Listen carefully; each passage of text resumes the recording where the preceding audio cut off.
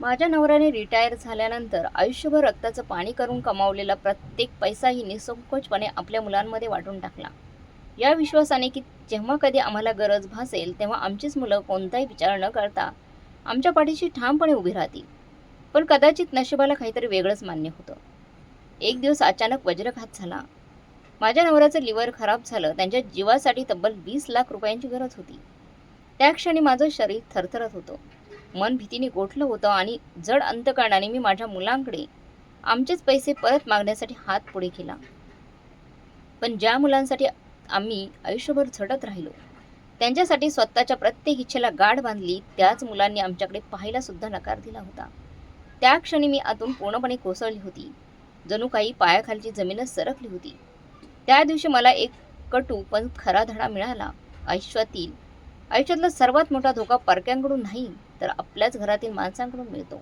आणि त्या क्षणी मी मनोमन एक कठोर निर्णय घेतला होता. अशी शिक्षा देण्याचा जिचं नाव ऐकून कोणाच्याही पायाखालची जमीन हादरून जाईल. सगळ्यांना एक वेगळाच धडा मिळून जाईल. मित्रांनो, माझं नाव सुमित्रा. वय 60 वर्ष आणि माझे पती विश्वासराव 65 वर्षांचे. संपूर्ण आयुष्य त्यांनी एका सरकारी शाळेत शिक्षक म्हणून प्रामाणिकपणे सेवा केली. काही महिन्यांपूर्वीच ते निवृत्त झाले होते. निवृत्तीच्या वेळी त्यांना जवळपास 80 लाख रुपये मिळाले होते. ते पैसे हातात आले आणि आम्हा दोघांच्या डोळ्यात समाधानाचं पाणी दाटून आलं. हे आपल्या कष्टाचं फळ आहे, अशी जाणीव मनाला सुखावून गेली.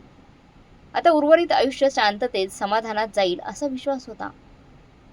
आणि त्यामध्ये दरमहा पेन्शनची सोय असल्याने पैशांची फारशी चिंता नव्हतीच. आम्ही स्वतःचं आयुष्य नेहमी साधेपणात घालवलं होतं. पण मुलांच्या शिक्षणात आणि त्यांच्या भविष्याच्या घडणीत कधी तडजोड केली नाही. आम्हाला 2 मुलं, मोठा मुलगा अतुल आणि धाकटी मुलगी स्वाती. अतुल कोथरूडला राहतो. एका मल्टीनॅशनल कंपनीत चांगल्या पदावर नोकरी करतो. तो अभ्यासात हुशार होता. इंजिनिअरिंग करण्याचा निर्णय त्याने स्वतः घेतला होता. त्याच्या शिक्षणासाठी मोठा खर्च आला, पण आम्ही कधी पैशांचा विचार केला नाही. आमच्यासाठी महत्त्वाचं होतं की आमचा मुलगा स्वतःच्या पायावर उभा राहावा. देवाच्या कृपेने कॉलेजच्या शेवटच्या वर्षातच कॅम्पस इंटरव्ह्यूमध्ये त्याची निवड झाली आणि त्याला चांगली नोकरी मिळाली. नोकरी लागल्यानंतर वर्षभरातच त्याचं लग्न पूजासोबत झालं. खरं तर पूजाला अतुलनेच पसंत केलं होतं. दोघं एकाच कॉलेजमध्ये शिकलेले, एकाच कंपनीत काम करणारे. त्यामुळे आम्हालाही ते योग्य वाटलं. दुसरीकडे आमची मुलगी स्वाती, तिला आम्ही उत्तम शिक्षण दिलं होतं. मोठ्या कॉलेजमध्ये घातलं. स्पर्धा परीक्षांसाठी वर्षानुवर्ष कोचिंग लावलं, पण लाख प्रयत्न करूनही तिला यश मिळालं नाही. शेवटी विश्वासरावांनी आपल्या एका दूरच्या नातेवाईकाच्या मुलाशी संदीपसोबत तिचं लग्न लावून दिलं. तो चेन्नईमध्ये पोलीस अधिकारी होता. आम्हाला वाटलं चला, मुलीला चांगलं घर मिळालं. असं करत करत वेळ पुढे सरकत राहिला. पण आम्हाला माहीत नव्हतं आगामी काळात आयुष्य आमच्यासाठी कोणती कठोर परीक्षा घेऊन उभा आहे. अतुल आणि स्वाती दोघंही आपल्या आयुष्यात इतके गुंतून गेले होते, सेटल झाले होते की वर्षातून एखाद दुसऱ्याच वेळेस ते घरी येत होते आणि पुन्हा आपल्या जगात हरवून जात होते. तरी आम्हाला त्यातच समाधान वाटत होतं. चला, आपली मुलं सुखात समाधानात तर आहेत ना, आनंदात आहेत. हीच भावना मनाला दिलासा देत होती. पण जेव्हा विश्वासरावांच्या निवृत्तीची बातमी मुलांपर्यंत पोहोचली आणि त्यांना हे कळलं की निवृत्तीनंतर त्यांना तब्बल 80 लाख रुपये मिळाले आहेत, तेव्हापासून जणू काही सगळंच बदललं. त्याच वर्षी गुढीपाडव्याला यात्रेच्या निमित्ताने दोन्ही मुलं आमच्या रत्नागिरीच्या घरी आली. कितीतरी वर्षांनी घर पुन्हा एकदा भरून गेल्यासारखं वाटत होतं. अंगणात हशा दुमदुमत होता. पुन्हा एकदा दुमदुमत होता. भिंतीनाही जणू जिवंतपणा लाभला होता. पण या सगळ्या आनंदाच्या वातावरणात मी एक सूक्ष्म बदल टिपला. माझी सून पूजा आणि मुलगी स्वाती दोघेही स्वयंपाकघरात माझी मदत करत होत्या. हे दृश्य माझ्यासाठी अगदीच अनोखं होतं, कारण याआधी असं कधीच घडलं नव्हतं. पूजा जेव्हा पुण्यावरून यायची तेव्हा तिचा बहुतेक वेळ स्वतःच्याच खोलीत जात असे. फक्त जेवणाच्या वेळी ती बाहेर येई आणि तेव्हाच थोडाफार संवाद व्हायचा. स्वातीचंही तसंच होतं. ती आपल्या नवऱ्यासोबत आली की जणू एखाद्या महाराणीप्रमाणे वावरत असायची आणि मी मात्र तिच्या मागे धावत तिच्या प्रत्येक गरजेची काळजी घेत असे. पण यावेळी मात्र दोघींच्याही वागण्यात एक वेगळाच गोडवा होता. अचानक आलेली ही माया, आपुलकी, हे सगळं पाहून माझं मन आनंदाने भरून आलं. मला वाटलं कदाचित आता मुलं खरोखरच समजूतदार झाली आहेत. त्यांना आपल्या आईवडिलांचं महत्त्व उमगलं आहे. गुढीपाडवा मोठ्या उत्साहात साजरा झाला. घरात हास्य, आनंद आणि गप्पांचा वर्षाव होत होता. जणू काळच थांबून गेला होता त्या क्षणांमध्ये. पण त्यांच्या परतीचा एक दिवस आधी जेवणाच्या टेबलावर अचानक अतुलने एक विषय काढला.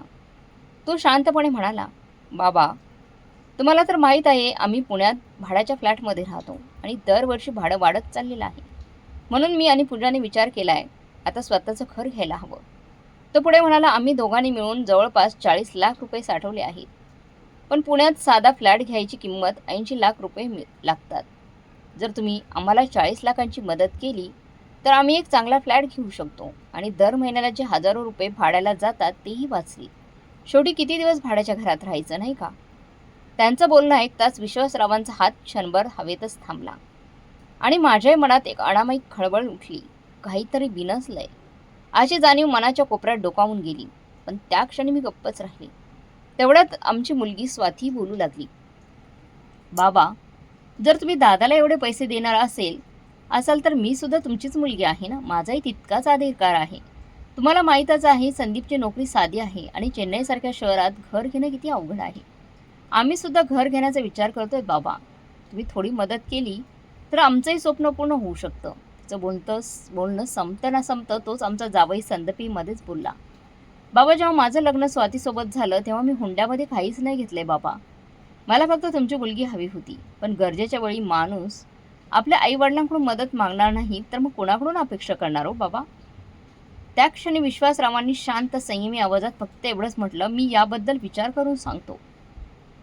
2 दिवस उलटले आणि त्यांच्या परतीचा वेळ जवळ यायला लागली. निघताना अतुलने पुन्हा तोच विषय काढला. यावेळी मात्र विश्वासरावांनी स्पष्ट शब्दात उत्तर दिलं, हे बघ अतुल, मला जे पैसे मिळाले आहेत ते आमच्या म्हातारपणासाठी आहेत. तुझा त्रास मला समजतो आहे, पण मी सगळे पैसे देऊ शकत नाही. जास्तीत जास्त 5 ते 10 लाख रुपयांची मदत करू शकतो. इतकं ऐकताच अतुलचा चेहरा संतापाने लाल झाला. त्या क्षणी मला असं वाटलं जणू आमच्या घराच्या आनंदाला कुणाची तरी नजर लागली आहे. विश्वासराव मग स्वातीकडे वळाले आणि शांत पण ठाम स्वरात म्हणाले, आणि स्वाती, तुलाही मी हेच सांगतो, मी तुला वेगळे किंवा जास्त पैसे देऊ शकत नाही. जितकी मदत तुझ्या भावाला करेन तितकी तुलाही करेन. त्याचे बोलणं ऐकता स्वातीचाही चेहरा रागाने ताठर झाला. क्षणात घरातलं वातावरण जड तणावपूर्वक बनलं. जणू हवेतच कुठेतरी कटुतेची धार पसरली होती. तेवढ्यात अतुल आवर न घालता संतापाने म्हणाला, काय बाबा, माणूस कमावतो आणि साठवतो ते शेवटी कशासाठी? आपल्या मुलांसाठीच ना. जर मुलंच दुखी राहणार असतील तर आयुष्यभर कष्ट करून काय उपयोग? तुम्ही कमावलेला पैसा कशाला वापरायचा? मला वाटलं होतं तुम्हाला आमचा त्रास समजेल आणि तुम्ही मदत कराल आम्हाला, पण तुम्हाला तर फक्त स्वतःचीच काळजी आहे. त्याच्या शब्दात राग होता आणि त्याहूनही तीव्र तक्रार. इतकं बोलून तो अचानक खुर्चीतून उठला, आपली बॅग उचलली आणि मोठ्या पावलांनी बाहेर निघून गेला. त्याच्या मागोमाग पूजाही गेली. जाता जाता तिने तोंड वाकडं करत उपरोधाने म्हटलं, मी तर आधीपासूनच सांगत होती, तुमच्या वडिलांकडून एवढ्या अपेक्षा ठेवू नका. अपेक्षा पूर्ण झाल्या नाहीत तर मन दुखतं. तिचं ते वाक्य माझ्या काळजात जणू एखाद्या धारदार बाण्यासारखं घुसलं. मला खूप काही बोलायचं होतं, मनात शब्द उसळत होते, पण विश्वासरावांच्या चेहऱ्यावरचं गंभीर स्थिर भाव पाहून माझा आवाज घशातच अडकून राहिला. तेवढ्यात माझी मुलगी स्वाती जड दडपलेल्या आवाजात म्हणाली, बाबा, मी तर तुमच्याकडून खूप मोठ्या अपेक्षा घेऊन आली होती. मला वाटलं होतं या जगात आमची मदत करणारं कोणी असेल तर ते फक्त तुम्ही आहात. जर एक बापच आपल्या मुलीच्या पाठीशी उभं राहणार नसेल तर ती कोणाकडून अपेक्षा करणार?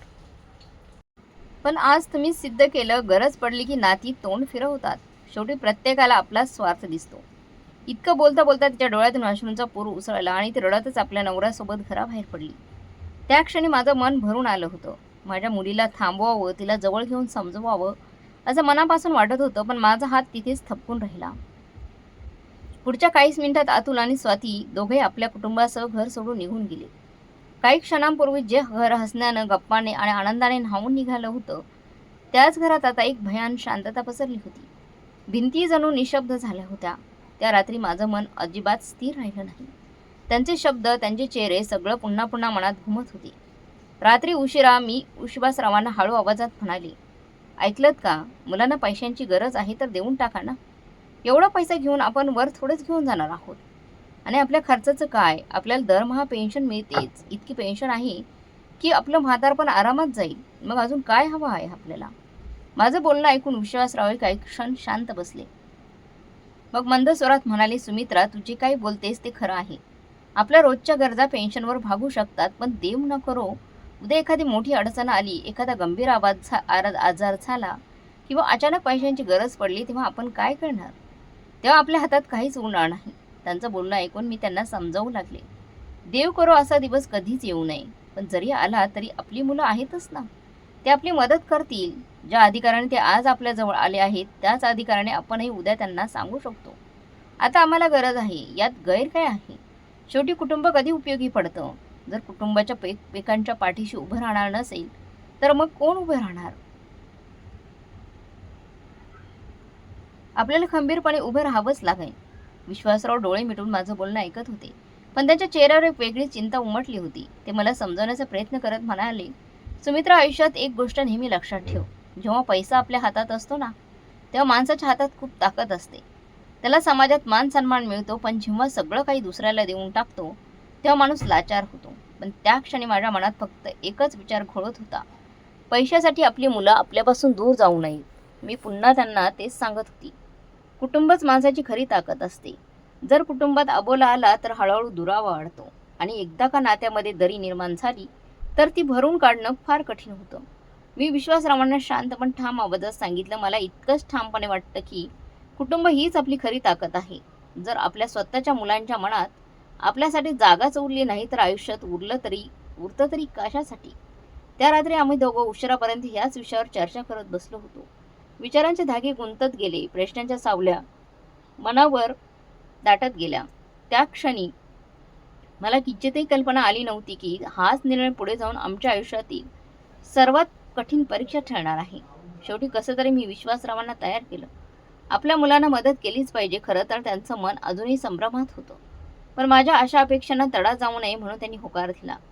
कदाचित त्यांच्या मनातही एक आशेचा किरण चमकत होता की आपल्या या निर्णयामुळे मुलांबरोबरचं नातं आणखीन घट्ट होईल, आणि त्यात वाईट तरी काय?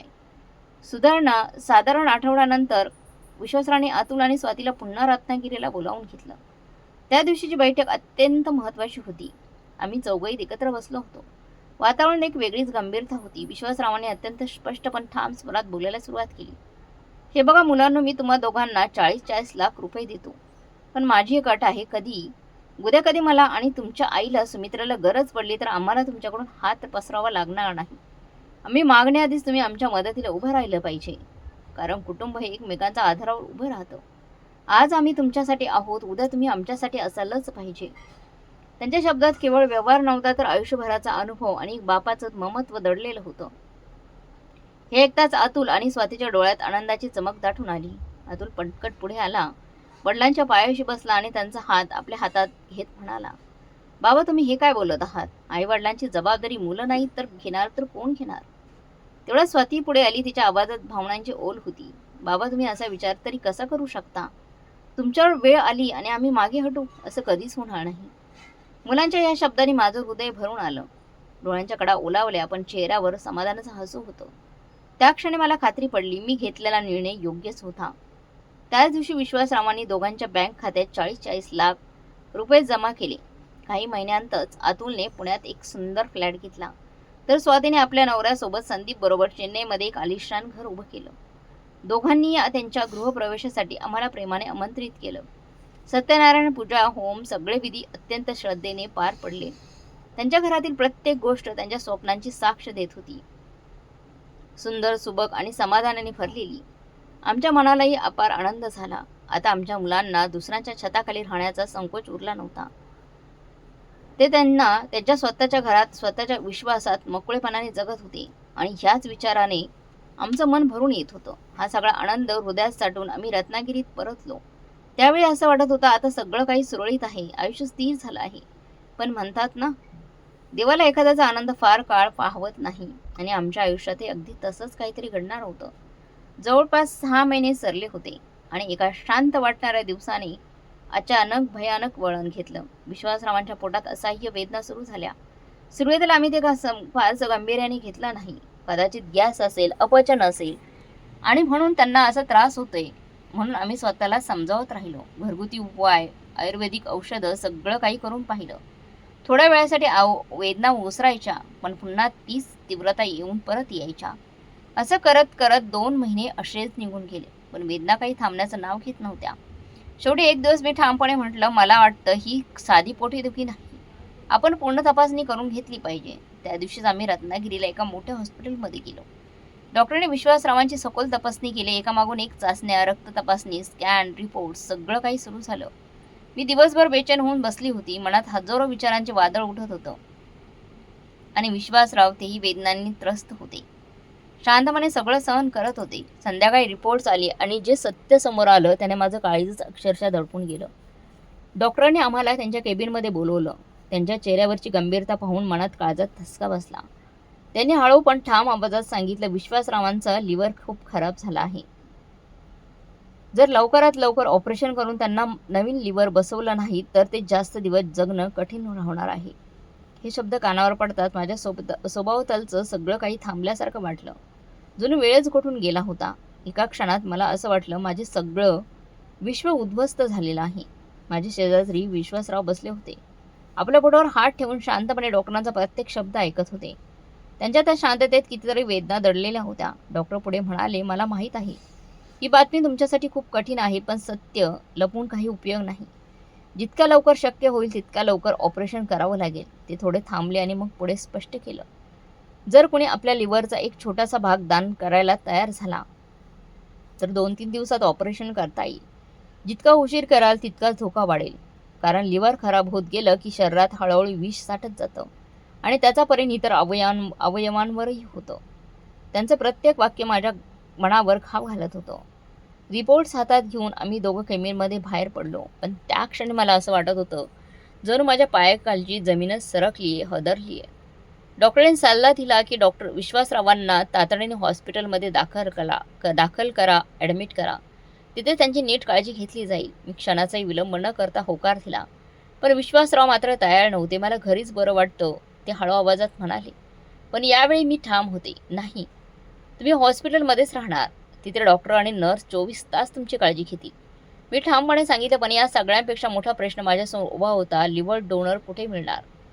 त्या क्षणी मी कोणताही विचार न करता डॉक्टरांना म्हणाली, तुम्ही माझा रक्तगट तपासा. जर जुळाला तर मी माझं लिव्हर द्यायला तयार आहे. माझ्या शब्दात भीती नव्हती, फक्त एका पत्नीचं निखळ प्रेम आणि त्याग होता. पण डॉक्टरांनी शांतपणे मला समजावलं, तुमचा रक्तगट जुळला तरीही आम्ही तुम्हाला डोनर बनवू शकत नाही. कारण तुमचं वय आता जास्त आहे. जर एखाद्या तरुण व्यक्तीचं लिव्हर मिळालं तर ऑपरेशन जास्त सुरक्षित आणि यशस्वीरित्या होऊ शकतं. त्यांच्या या शब्दांनी माझ्या आशेचा शेवटचा धागाही तुटल्यासारखा वाटला. आता आमच्यासमोर उभं होतं एक कठीण वास्तव्य. वेळ कमी होता आणि आशा फक्त एका अज्ञात दात्यावर अवलंबून होती. त्यांचं बोलणं ऐकताच माझ्या मनात क्षणार्धात माझ्या मुलांचा विचार चमकून गेला. पण पुढच्या क्षणी एका वेगळ्याच अवस्थेने मला मनात वेढा घातला. विचारांचा कल्लोळ सुरू झाला. जर माझ्या मुलांच्या शरीरातून लिव्हरचा थोडासा भाग काढून लिव्हर काढून घेतलं तर वडिलांच्या शरीरात बसवला तर त्यांच्या आरोग्यावर काही परिणाम तर होणार नाही ना. माझ्यासाठी विश्वासराव जितके महत्त्वाचे होते तितकीच माझं मुलंही माझ्या जिव्हाळ्याची होती. आईचं हृदय दोघांसाठी सारखं धडधडत असतं. एकाला वाचवताना दुसऱ्याला धोका कसा द्यायचा या प्रश्नाने अस्वस्थ झालेलं मन घेऊन मी त्या दिवशी पुन्हा डॉक्टरांकडे गेली आणि माझ्या मनातल्या सगळ्या शंका स्पष्टपणे मांडल्या. डॉक्टरांनी अत्यंत शांतपणे धीर देत समजावलं, पहा, लिव्हर हा एक शरीराचा असा अवयव आहे जो काही महिन्यात पुन्हा आपल्या मूळ आकारात परत येतो. एखाद्या निरोगी व्यक्तीच्या लिव्हरचा छोटासा भाग काढून गरजू व्यक्तीला दिला तरी काही दिवसात डोनरचं लिव्हर पुन्हा जवळजवळ पूर्वीसारखं होतं. तो व्यक्ती पूर्णपणे सामान्य आयुष्य जगू लागतो. भविष्यात त्याला कोणताही त्रास होत नाही आणि ज्या रुग्णाच्या शरीरात तो भाग बसवला जातो त्याच्याही शरीरात तो हळूहळू वाढत जाऊन सामान्य आकार घेतो. जर ऑपरेशन यशस्वीरित्या झालं तर तोही तरुण सामान्य आयुष्य जगू शकतो. फक्त त्याला आयुष्यभर काही औषधे घ्यावी लागतात जेणेकरून शरीर त्या नव्या अवयवाला स्वीकारत राहील. डॉक्टरांचं बोलणं ऐकून माझ्या मनातील घालमेल थोडी शांत झाली. मला वाटलं आता मी माझ्या मुलांशी याबद्दल बोलू शकते, त्यांच्याकडे मदतीची अपेक्षा ठेवू शकते. इतक्यात माझा मुलगा अतुलचा फोन आला. मी त्याला सगळी परिस्थिती शांतपणे सांगितली. पण जेव्हा मी त्याला म्हणाली, तू रत्नागिरीला येऊन तुझा ब्लड ग्रुप तपासून घे आणि जर तो मॅच झाला तर तुझ्या वडिलांसाठी लिव्हरचा थोडासा भाग दे, ते ऐकताच त्याचा आवाज अडखळला. तो म्हणाला, आई, मला सध्या सुट्टी मिळणं शक्य नाही गं. ऑफिसमध्ये खूप कामाचा ताण आहे आणि पूजा पण माहेरी गेली आहे. पण मी प्रयत्न करतो. इतकंच बोलून त्याने घाईघाईने फोन ठेवून दिला. क्षणभरासाठी मला त्याचं हे बोलणं ऐकून मला प्रचंड धक्का बसला. पण त्यावेळी विचार करत बसायला वेळच नव्हता. मी लगेच माझ्या मुलीला स्वातीला फोन लावला. तिलाही सगळी परिस्थिती सांगितली. ऐकून तीही चिंतेत पडली. पण जेव्हा मी तिला लिव्हर डोनेट करण्याबद्दल विचारलं तेव्हा तिचा आवाज थरथरला. ती म्हणाली, आई मी विचार करते आणि तसंही माझं आणि बाबांचं ब्लड ग्रुप जुळत नाही. मी तिला समजावत विनंती करत म्हणाले, एकदा रत्नागिरीला येऊन तरी तपासून घे, कदाचित जुळेल. स्वातीने खूप टाळाटाळ केली पण माझ्या आग्रहाखातर शेवटी ती यायला तयार झाली. ती आल्यानंतर मग ती यायला तयार झाली. यानंतर मी अतुलला कितीतरी वेळा फोन केला. सुरुवातीला त्याने फोन उचललाच नाही आणि जेव्हा उचलला तेव्हा पुन्हा त्याचा कारणांचा पाडा वाचू लागला. तो येऊ शकत नाही, कामाचा ताण आहे. मी त्याला खूप समजावलं, आम्ही आईबाप आहोत असं म्हणत त्यांच्याकडे विनंती केली. त्यांच्या वडिलांप्रती असलेली कर्तव्याची जाणीव करून दिली. काही महिन्यांपूर्वी त्याने आमच्याकडून घेतलेल्या पैशांची आठवणही करून दिली. खूप विनवण्या केल्यानंतर शेवटी तो येण्यास तयार झाला. पण त्या संमतीतही एक अनामिक दुरावा होता, जो माझ्या आईच्या मनाला खोलवर टोचून गेला. दुसऱ्या दिवशी अतुल आणि स्वाती दोघे हॉस्पिटलमध्ये ब्लड टेस्टसाठी आले. पण त्यांच्या चेहऱ्यावर उमटलेल्या आठ्या माझ्या नजरेतून सुटल्या नाही. मला वाटलं कदाचित वडिलांची अवस्था पाहून ते व्याकुळ झाले असतील. स्वातीसोबत तिचा नवरा संदीपही आला होता. त्याच्या चेहऱ्यावर स्पष्ट दिसत होतं की स्वातीने या सगळ्या प्रकरणात पडणं त्याला अजिबात पसंत होतं. संध्याकाळपर्यंत रिपोर्ट आला. डॉक्टरांनी शांतपणे सांगितलं, दोघांचे ब्लड ग्रुप मॅच होतं आहे. म्हणजे यांच्यापैकी कोणीही आपल्या लिव्हरचा एक भाग त्यांच्या वडिलांना देऊ शकतो. हे ऐकताच अतुल आणि स्वातीच्या चेहऱ्याचा रंग क्षणार्धात उडून गेला होता. जणू त्यांच्या मनात कुठेतरी हीच आशा होती की ब्लड ग्रुप जळणार नाही आणि त्या आशेचा भंग झाला होता. दोघे काही न बोलता डॉक्टरांच्या केबिनमधून बाहेर पडले. मी मात्र थांबून डॉक्टरांना म्हणाले, तुम्ही ऑपरेशनची तयारी सुरू करा. डॉक्टरांनी सांगितलं, ऑपरेशनसाठी जवळपास 40,000 रुपयांचा खर्च येईल. मी क्षणभरही विचार न करता म्हणाले, तुम्ही पैशांची काळजी करू नका हो, पैशांची व्यवस्था होईल. त्यानंतर मी घाईघाईने घरी गेले. पण घरी पाहताच जे दृश्य माझ्या डोळ्यासमोर आलं ते पाहून मी थिजूनच गेले. अतुल आणि स्वाती आपापलं सामान आवरत होते, जणू परत जाण्याची तयारीच करत होते. मी चकित होऊन विचारलं, अरे तुम्हाला इथे थांबायचं आहे ना लिव्हर डोनेट करण्यासाठी? मग हे सामान घेऊन कुठे निघालात? माझ्या आवाजातील घाई आणि वेदना स्पष्ट जाणवत होती. मी थेट प्रश्न विचारला, पहिल्यांदा मला हे सांगा, तुम्हा दोघांपैकी तुमच्या बाबांचा लिव्हरचा भाग कोण देणार आहे? पण दोघेही गप्प निशब्द बसून उभे राहिले. मी त्यांना पुन्हा पुन्हा विचारत राहिली. शेवटी स्वातीने हलक्या थरथरत्या आवाजात शब्द काढले, आई हे बघ, तुझं जावई यासाठी तयार नाहीत हा. जर या ऑपरेशन्समध्ये मला काही झालं तर माझ्या कुटुंबाचं काय होईल? आणि तसे बाबांचं खूप वय झालं आहे, पण आमचं अजून सगळं आयुष्य बाकी आहे. मला काही झालं तर माझ्या नवऱ्याचं, माझ्या मुलांचं काय? तिचं बोलणं संपताच अतुलही पुढे आला. तो म्हणाला, आई स्वाती बरोबर बोलत आहे. एक ना एक दिवस सगळ्यांनाच या जगातून जावं लागतं. एका वृद्ध व्यक्तीसाठी ज्यांनी आपलं आयुष्य जगून घेतलं आहे, एखाद्या तरुणाचं आयुष्य धोक्यात घालणं कितपत योग्य आहे?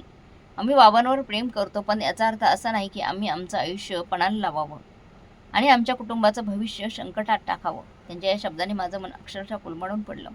मी त्यांना समजावत म्हणाले, बाळांनो, यात काहीही धोका नाही. मी डॉक्टरांशी सगळं बोलून घेतलं आहे. तुमच्या लिव्हरचा छोटासा भाग दिलात तर काही महिन्यात तो पुन्हा पूर्वीसारखा होईल. पण माझं बोलणं पूर्ण व्हायच्या आतच स्वातीने मध्येच शब्द तोडले, आई पण याची खात्री काय? जर काही उलटसुलट झालं तर या सगळ्या फक्त बोलण्याच्या गोष्टी आहेत. शरीराचा एखादा भाग कापला तर त्याची रिस्क आयुष्यभर राहते. तुला काय वाटतं? आम्ही आमचं आयुष्य, उरलेलं आयुष्य अर्ध्या शरीरासोबत जगायचं आणि जर ऑपरेशनच्या वेळीच आम्हालाच काही झालं तर? तिच्या या प्रश्नांमध्ये भीती होती, असुरक्षितता होती आणि त्या भीतीसमोर माझं आई पण हतबल होऊन उभं राहिलं होतं. मी त्यांच्यासमोर हात जोडून उभी राहिले, विनवण्या केल्या, रडले, अगदी त्यांच्या पायांवरही पडले. पण माझ्या आक्रोशाचा त्यांच्या मनावर किंचितही परिणाम झाला नाही. पुढच्या क्षणी त्यांनी आपापल्या बॅगा उचलल्या आणि माझ्या डोळ्यासमोरून निघून गेले. मी तिथेच तिथल्यासारखी उभी राहून त्यांना जाताना पाहत राहिले आणि त्या क्षणी मला जाणवलं, माझ्या सगळ्या अपेक्षा अजून एका क्षणात चुरळून गेल्या आहेत. आता त्यांना फोन करून काहीच उपयोग नव्हता. पण हा क्षण हार मानण्याचा नव्हता. हा क्षण माझ्या नवऱ्यासाठी लढण्याचा होता. मी विश्वासरावांना मात्र काहीच सांगितलं नाही. त्यांची स्वतःची मुलं त्यांच्या मदतीसाठी उभी राहिली नाहीत, हे सत्य त्यांच्या मनावर कोसळू नये म्हणून मी वेगवेगळ्या लोकांना संपर्क साधू लागले. एखादा असा माणूस मिळेल का ज्याचा ब्लड ग्रुप विश्वासरावांशी जुळेल? या आशेने मी धडपडत राहिली. दिवसामागून दिवस निघून जात होते आणि प्रत्येक दिवसासोबत मला असं वाटत होतं जणू वेळ वाळूसारखा माझ्या मुठीतून निसटत चाललेला आहे. शेवटी जवळपास आठवडाभरानंतर आमच्या घरी काम करणाऱ्या कमलाने माझी अवस्था पाहिली. तिच्या डोळ्यांनी माझं दुःख ओळखलं आणि कदाचित ती सहनही झालं नाही. एक दिवस ती हळू आवाजात म्हणाली, काकू तुम्हाला वाईट वाटणार नसेल तर एकदा माझंही ब्लड टेस्ट करून घ्या. काय माहिती कदाचित जुळेल. मी पूर्णपणे स्वस्थ आहे. पण मला कोणताही आजार नाही. तिचं बोलणं ऐकून माझे डोळे पाणावले. मी तिचे मनापासून आभार मानले. खरं सांगायचं तर मला अजिबात अपेक्षा नव्हती की तिचं ब्लड मॅच होईल. तरी आम्ही हॉस्पिटलमध्ये गेलो आणि तिची टेस्ट करून घेतली. पण जेव्हा रिपोर्ट समोर आला तेव्हा माझ्या डोळ्यावर विश्वास बसत नव्हता. कमला आणि विश्वासरावांचा ब्लड ग्रुप जुळला होता. म्हणजेच आम्हाला लिव्हर डोनर मिळाला होता. पण नियतीने अजून एक अडथळा आमच्यासमोर उभा केला, पैशांचा. ऑपरेशनसाठी जवळजवळ 40 लाख रुपये लागणार होते आणि माझ्याकडे इतकी मोठी रक्कम नव्हती की मी लगेच अतुलला फोन लावला. फोन उचलताच तो चिडून म्हणाला, आई मी तुला आधीच सांगितलंय मी माझं आयुष्य धोक्यात घालणार नाही. माझं स्वतःचं कुटुंब आहे. मी त्याला मध्येच थांबवत म्हणाले, अरे नाही अतुल, मी तुला लिव्हरबद्दल बोलत नाही. मी तुला फक्त एवढं सांगायला फोन केला आहे, तुझ्या वडिलांना ऑपरेशनसाठी 40 लाख रुपये लागणार आहे. तू 20 लाख दिले तर उरलेले 20 लाख मी स्वातीकडून घेते आणि ऑपरेशन करून घेते. माझं बोलणं ऐकून तो काही क्षण पूर्णपणे गप्प झाला. मग अडखळत्या आवाजात म्हणाला, आई पैसे तर सगळे संपले आहेत. मी बाबांना आधीच सांगितलं होतं ना मला फ्लॅट घ्यायचा आहे म्हणून. त्यांच्याकडे घेतलेले पैसे सगळे फ्लॅटमध्ये गेले. आता माझ्याकडे 1 रुपया नाही. हे ऐकताच माझे हातपाय अक्षरशः थरथर कापू लागले. डोळ्यासमोर काळोख दाटून आला. तरी मी स्वतःला सावरत म्हणाली, हे बघ अतुल, काही करून तू 20 लाख रुपयांची व्यवस्था कर. उरलेले पैसे मी स्वातीकडून घेते. ती तुझ्या बाबांकडची मुलगी आहे. डोनरची व्यवस्था मी केली आहे. आता फक्त पैशांची गरज आहे. आणि तुझे बाबा नेहमीप्रमाणे म्हणायचे, देऊ ना करो, पण जर कधी आपण संकटात पडलो तर आपली मुलं आपल्या पाठीशी उभी राहतील. पण अतुलने निर्लज्जपणे उत्तर दिलं, आई मदत करायला पैसा लागतो आणि पैसा नसेल तर मदत कुठून करायची. आणि तसे बाबा आता म्हातारे झाले आहेत. मी माझं घर विकून 20 लाख जमवले तरी काय होणार आहे. बाबा जास्तीत जास्त 2-4 वर्ष जगतील. पण मग इथे एवढी मोठी रक्कम आमच्या हातातून जाईल. आई थोडं प्रॅक्टिकल होऊन विचार कर. प्रत्येक गोष्ट भावनेतून बघणं योग्य नसतं. मी फोन ठेवून दिला. मला उशीर होत आहे आणि हो, माझ्याकडून कोणतीच अपेक्षा ठेवू नकोस. एवढं बोलून त्याने फोन कट केला. त्या क्षणी माझे हातपाय जणू सुन्न झाले होते. मन रिकामं झालं होतं आणि पुढे मला काय करावं कळत नव्हतं. मी तरतरत्या हाताने लगेच स्वातीला फोन केला. अतुलने उच्चारलेला प्रत्येक शब्द मी तिला जसंच तसं सांगितला. स्वाती बघ ना, अतुल तर पैसे द्यायलाच तयार नाही. तू काहीतरी करून 40 लाखांची व्यवस्था कर ग. तुझे बाबा बरे झाले की आम्ही तुमचे हळूहळू पैसे परत करू. मी काकूळ तर येऊन विनंती केली, पण स्वातीचा आवाज मात्र निर्विकार होता. ती म्हणाली, आई तू आता खूप भावूक होऊन विचार करत आहे. बाबांचं वय आता 65च्या पुढे गेलंय. 2-4 वर्षांच्या आयुष्यासाठी 40 लाख रुपये एवढी रक्कम खर्च करणं तुला खरंच शहाणपणाचं वाटते का ग? मला वाटतं जेवढे दिवस बाबा आपल्याबरोबर आहे तेवढे दिवस त्यांची चांगली काळजी घे आणि त्यांची सेवा कर. त्यांना प्रेमाने खायला प्यायला दे. शेवटी एक दिवस सगळ्यांनाच या जगातून निघून जायचं असतं आणि एका वृद्ध माणसासाठी एवढा मोठा खर्च करणं योग्य नाही. आणि खरं सांगायचं तर माझ्याकडे एवढे पैसे असते तर मी नक्की दिले असते. पण आम्ही बाबांकडून जे पैसे घेतले त्यातूनच घर घेतलं. आता एवढी मोठी रक्कम कुठून आणणार? एवढं बोलून स्वातीने फोन ठेवून दिला. माझ्या हातातला फोन तसाच थिजल्यासारखा राहिला. हात गार पडला होता, पण त्यामुळे जास्त माझं मन गोठलं होतं. मला काहीच सुचत नव्हतं. काय करावं, कुठं जावं. पण त्या क्षणी सर्वात जास्त वेदना होती ती माझ्या नशिबाची आणि माझ्याच मुलांची. किती विश्वासानं आम्ही त्यांना आमचं सर्वस्व दिलं होतं, पण आज तीच मुलं आपल्या वडिलांचं आयुष्य पैशांच्या तराजूत तोलत होती. तेवढ्यात विश्वासरावांचे शब्द कानात घुमू लागले, पैसा असेल तर माणसाला आधार असतो. आणि मी तर फक्त कुटुंब एकत्र ठेवण्याचं स्वप्न पाहत होते. पण त्या स्वप्नांच्या बदल्यात आज माझ्या नवऱ्याचं आयुष्य पणाला लागलं होतं. मी पूर्णपणे खचून गेले होते. वेळ वेगाने पुढे सरकत होता आणि पैशांची गरज अधिकच तीव्र होत होती. अखेर मी एक कठोर निर्णय घेतला. आमचं घर विकायचं. तेच घर जिथे आमचं आयुष्य फुललं होतं, जिथे प्रत्येक भिंतीत आठवणी कोरल्या होत्या. मी अनेक लोकांशी बोलली, धावपळ केली, पण एवढ्या घाईत घर विकत घेणारा कोणी सापडला नव्हता. या धावपळीत 2 दिवस कधी निघून गेले मला स्वतःलाच कळलं नाही. मनात मात्र एकच खंत, जर मी हट्ट करून विश्वासरावांना सगळे पैसे मुलांना द्यायला लावले नसते तर आज माझ्या हातात पैसा असता आणि कदाचित मी माझ्या नवऱ्याचं आयुष्य वाचवू शकली असती. स्वतःच्या कर्मावर राग येत होता आणि मुलांच्या वागण्यावरही. शेवटी प्रचंड कष्टाने मी एक डीलरशी बोलून घर विकण्याची डील जवळजवळ पक्की केली. ॲडव्हान्सबद्दल चर्चा करण्यासाठी मी हॉस्पिटलमध्ये आली, पण मनात एकच विचार आला, एकदा जाऊन विश्वासरावांना सांगावं. त्यांची अवस्था दिवसेंदिवस खालवत चालली होती. प्रत्येक श्वास जणू संघर्ष करत होता. मी त्यांच्याजवळ बसली, त्यांच्या हातात हात माझा ठेवला आणि हलक्या आवाजात म्हणाली, तुम्ही काळजी करू नका. सगळी व्यवस्था झाली आहे. आज संध्याकाळी तुमचं ऑपरेशन होईल. इतक्यात मला जाणवलं त्यांचा हात अचानक थंड पडत चाललेला आहे. त्यांनी एक खोल लांब श्वास घेतला आणि पुढच्या क्षणी सगळं काही शांत झालं. मी घाबरून गेली. भीतीने अंग थरथर कापू लागलं. मी मोठ्याने नर्सला हाक मारू लागली. नर्स धावत आली. तिने सगळं तपासलं आणि मग जे काही सांगितलं ते ऐकून माझं संपूर्ण जगच उद्ध्वस्त झालं होतं. तुमच्या नवऱ्याचा मृत्यू झाला आहे. नर्सचे शब्द माझ्या कानावर पडले, पण मनाने मी ते स्वीकारायला नकार दिला. नाही नाही, असं होऊच शकत नाही. मी वेड्यासारखी ओरडू लागली. मोठ्या डॉक्टरांना बोलवा हो, लगेच बोलवा. काही झालेलं नाही त्यांना. डॉक्टर धावत आले. त्यांनी तपासणी केली आणि काही क्षणांनी तेच सांगितलं जे नर्सने सांगितलं होतं. त्या काही क्षणात सगळं संपलं. विश्वासरावांचं आयुष्य कायमचं थांबलं होतं आणि त्यांच्या जाण्याबरोबरच माझ्या आयुष्याची प्रत्येक आशा, प्रत्येक आनंद, प्रत्येक स्वप्नही जणू विझून गेलं. मी तिथेच बसून राहिले, पूर्णपणे सुन्न. ना डोळ्यात अश्रू होते, ना ओठांवर आवाज. फक्त आतून एक काळोख पसरत चाललेला होता. असं वाटत होतं जणू त्या क्षणी माझं संपूर्ण आयुष्य संपून गेलं आहे. वडिलांच्या मृत्यूची बातमी ऐकताच दोन्ही मुलं त्यांच्या कुटुंबासह आली. हळूहळू इतर नातेवाईकही जमले.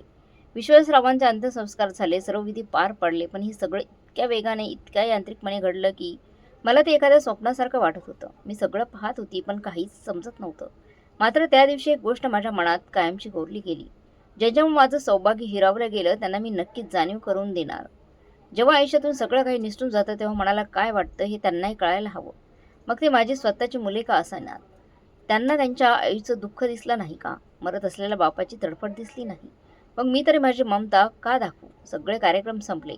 एकामागून एक नातेवाईक निघून गेले. घरात आता फक्त मी, अतुल, स्वाती उरलो होतो. दोघंही निघण्याच्या तयारीत होते. तेवढ्यात मी त्यांना थांबवलं. माझ्या आवाजातल्या वेदना आणि संताप इतके तीव्र होते की ते दोघेही थांबले आणि वळून माझ्याकडे पाहू लागले. मी जळजळत्या शब्दात म्हणाले, तुम्ही दोघांनी तुमच्या वडिलांची हत्या केली आहे. त्यांचा मृत्यू वयामुळे झालेला नाही, तो तुमच्या दोघांच्या स्वार्थामुळे झाला आहे. तुम्ही त्याच्याकडून पैसे घेतले आणि परत दिले नाहीत आणि त्या पैशांच्या अभावामुळे आज माझा नवरा मला सोडून गेला. माझं बोलणं ऐकून स्वाती निर्विकारपणे अगदी उद्धट स्वरात म्हणाली, आई, तू विनाकारण एवढा विचार करत आहेस. ज्याला जायचं होतं तो गेला. बाबांचं आयुष्य इतकंच होतं. आता तू पुढे बघ. जे झालं आहे ते बदलता येणार नाही. तिचे ती शब्द ऐकून माझ्या मनातील जळती राग पुन्हा धगधगू लागली. मी तिचा हात झटकून दूर केला आणि संतापाने म्हणाली, जर त्यांचा मृत्यू नैसर्गिक झाला असता तर देवाने त्यांना स्वतःकडे बोलवलं असतं आणि जर आपल्या हातात त्यांना वाचवण्याची कोणतीच संधी नसती तर मी ते स्वीकारलं असतं. पण आपल्या हातात संधी होती, त्यांना वाचवता आलं असतं. पण तुमच्या स्वार्थामुळे सगळं काही संपलं. तुझ्या बाबांनी मला कितीतरी वेळा सांगितलं होतं, आपला पैसा कुणालाही देऊ नको. आपण आयुष्यभर मुलांसाठी जगलो. आता उरलेलं आयुष्य स्वतःसाठी जगूया. पण मी तुमच्या प्रेमात आंधळी झाली होती आणि आज माझ्या डोळ्यांवरली ती पट्टी पूर्णपणे दूर झाली आहे. आता मी तुम्हाला माझं खरं रूप दाखवणारच. आजवर तुम्ही मला फक्त आई म्हणून पाहिलं, आता फक्त तुम्हाला खरी ओळख माझी कळेल. इतकं बोलून मी दोघांनाही जोराने ढकललं आणि त्यांना घराबाहेर हाकलून दिलं. दार त्यांच्या तोंडावर आपटून बंद केलं. त्या क्षणी माझ्या अंतःकरणात अशी ज्वाला पेटली होती जी सगळं काही राग करून टाकणार होती. मी त्यांना घराबाहेर हाकलून दिलं होतं, पण माझ्या अंतःकरणात एक प्रचंड वादळ उसळलं होतं आणि ते शांत होण्याचं नावच घेत नव्हतं. मी सरळ माझ्या खोलीत गेली. कपाटाच्या तळाशी ठेवलेली एक जुना बॉक्स मी बाहेर काढला. तोच बॉक्स जो मी वर्षांपूर्वी माझ्या मुलांसाठी बंद करून ठेवला होता. त्या बॉक्समध्ये माझ्या सगळ्या इच्छा कैद होत्या. माझी प्रत्येक स्वप्न, प्रत्येक छोटासा आनंद, प्रत्येक अपूर्ण राहिलेली आस, मी स्वतःचं संपूर्ण आयुष्य त्या बॉक्समध्ये बंद करून निसंकोचपणे माझ्या मुलांच्या नावावर अर्पण केलं होतं. पण आज मी स्वतःलाच एक नवं वचन दिलं. ज्या पैशांमुळे विश्वासरावांचा जीव गेला तो पैसा मी कोणत्याही परिस्थितीत परत मिळवणार. क्षणाचा विलंब न करता मी थेट पोलीस स्टेशन गाठलं. तिथे जाऊन मी माझ्या स्वतःच्या मुलगा आणि मुलीविरुद्ध तक्रार नोंदवली आणि ठाम आणि स्पष्ट सांगितलं, त्या दोघांनी आमचे 80 लाख रुपये घेतले आहेत आणि आता परत देण्यास नकार देत आहेत. हे सरळ फसवणुकीचं प्रकरण आहे. माझं बोलणं ऐकून पोलीसही क्षणभर स्तब्ध झाले. एक आई स्वतःच्या मुलांविरुद्ध तक्रार करत आहे ही त्यांच्यासाठी अनपेक्षित होतं. त्यांच्या शब्दामध्ये अडखळण होतं, पण माझ्या चेहऱ्यावरचं कठोर निर्धार पाहून त्यांनी कोणताही प्रश्न न विचारता तक्रार नोंदवून घेतली. काही दिवसात अतुल आणि स्वातीला कायदेशीर नोटीस पोचली. त्या नोटीसमध्ये स्पष्ट आदेश होता, 1 महिन्याच्या आत 80 लाख रुपये परत करावेत. 40 लाख अतुलने आणि 40 लाख स्वातीने. तसेच ठाम इशाराही दिला होता, वेळेत पैसे न दिल्यास पुढील कायदेशीर कारवाई करण्यात येईल. ही नोटीस हातात पडताच दोघांच्या पायाखालची जमीन सरकली. त्यांच्या डोळ्यावर विश्वास बसत नव्हता. ज्या आईच्या मायेच्या सावलीत ते वाढले तीच आई त्यांच्या विरोधात इतकं कठोर पाऊल उचलू शकते. मी जसं ठरवलं होतं अगदी तसंच घडलं. दुसऱ्या दिवशी स्वाती तिचा नवरा संदीप सोबत आणि अतुल त्याची बायको पूजा सोबत रत्नागिरीला घरी आले. त्यांच्या चेहऱ्यावरचा संताप स्पष्ट दिसत होता. घरात शिरताच अतुलने ती नोटीस टेबलावर आपटली आणि संतप्त आवाज ओरडला, आई, हा कसला मूर्खपणा आहे.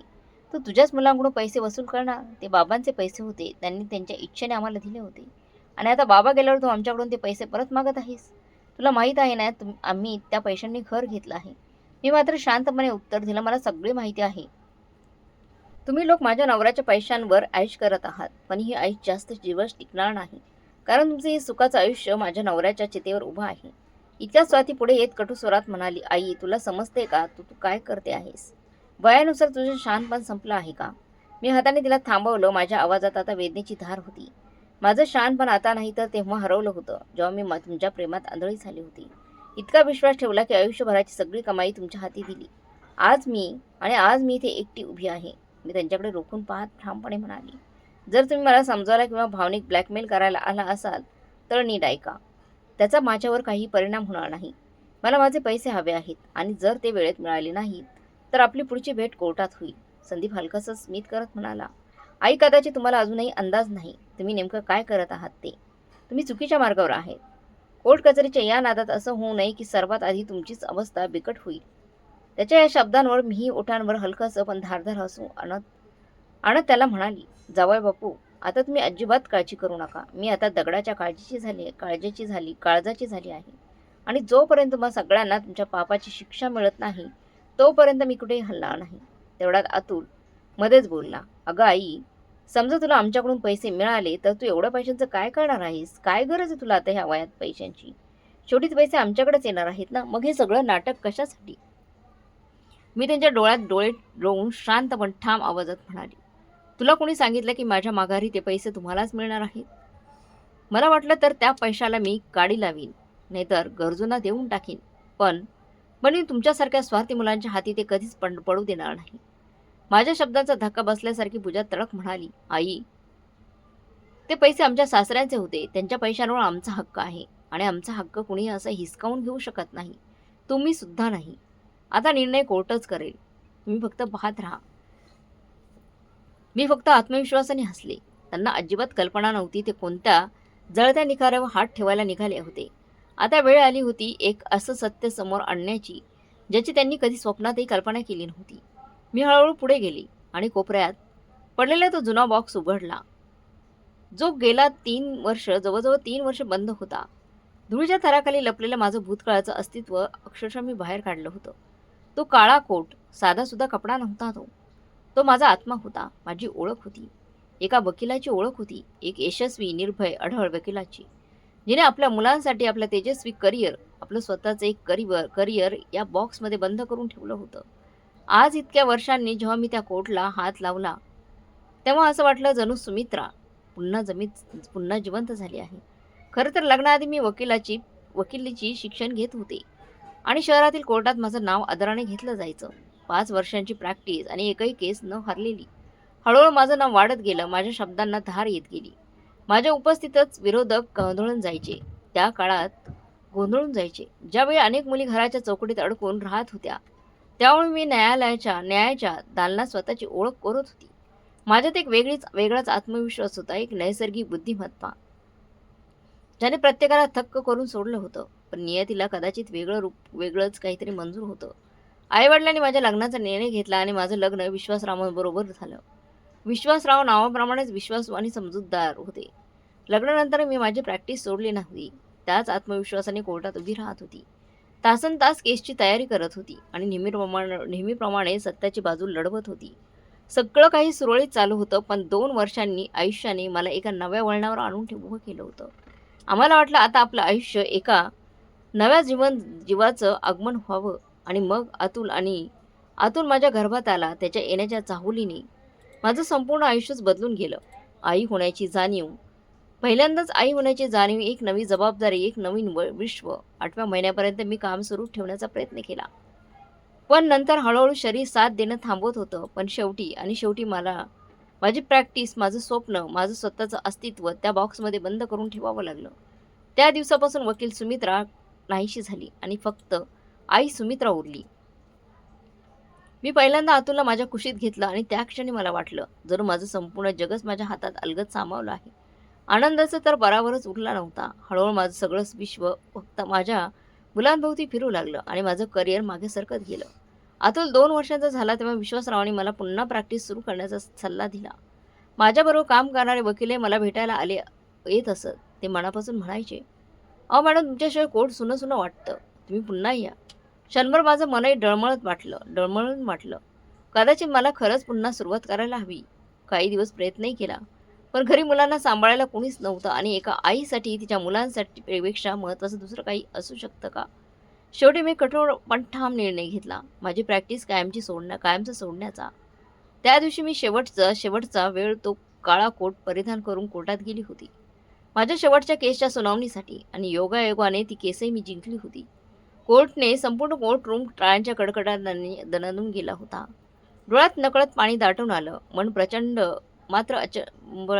जड झालं होतं. त्या क्षणी मी सर्वांसमोर उभी राहून शांतपणे म्हणाली, "आज माझा शेवटचा दिवस आहे." सर्वांनी मला अतिशय सन्मानाने निरोप दिला. पण त्या निरोपामागे एका आईची जबाबदारी दडलेली होती आणि ती निभावणं माझ्यासाठी सर्वात महत्त्वाचं होतं. त्या दिवशी मी तो कोट काढला आणि एका जुन्या बॉक्समध्ये कायमचा बंद करून ठेवला. तेव्हा कधी स्वप्नातही वाटलं नव्हतं की मी पुन्हा तो कोट घालण्याची वेळ येईल. मला तो वापरावा लागेल. अतुलनंतर जेव्हा स्वाती माझ्या आयुष्यात आली तेव्हा माझं विश्व आणखी छोटं झालं. फक्त माझ्या मुलांपुरतं आणि घराच्या 4 भिंतींपुरतं माझं आयुष्य झालं. विश्वासरावांची नोकरी आणि माझा त्याग या दोघांच्या जोरावर आम्ही मुलांना प्रत्येक आनंद देण्याचा प्रयत्न केला. त्यांच्या आयुष्यात कधीही कोणत्याही गोष्टीची कमतरता भासू दिली नाही. पण कदाचित त्यांनी कधी समजून घेण्याचा प्रयत्नच केला नाही की त्यांच्या आईवडिलांनी त्यांच्यासाठी किती मोठं बलिदान दिलं आहे. आणि आता वेळ आली होती त्या सुमित्राला पुन्हा जिवंत करण्याची, जी वर्षापूर्वी कुठेतरी हरवली होती. यावेळी एका आईच्या रूपात नव्हे तर एका निर्भीड आत्मविश्वासू वकिलाच्या रूपात.